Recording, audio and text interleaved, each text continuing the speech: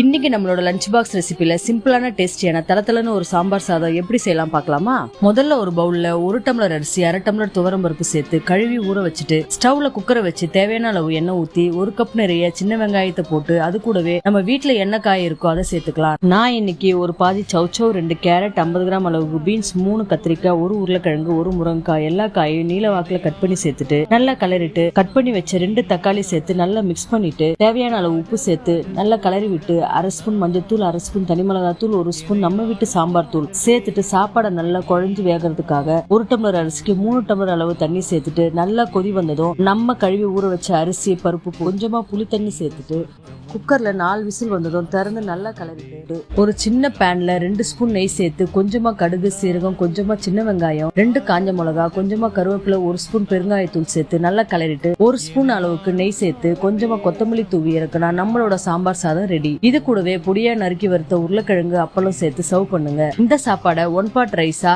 ஈஸியா செய்யலாம். இதை நம்ம லஞ்ச் பாக்ஸ் சேர்த்து கூடவே அப்பளம் சேர்த்து குழந்தைங்களுக்கு கொடுத்து பாருங்க, ரொம்பவே இன்ட்ரெஸ்டா சாப்பிடுவாங்க. இது போல ரெசிபிக்கு அற்புதாஸ் கிச்சனை ஃபாலோ பண்ணுங்க.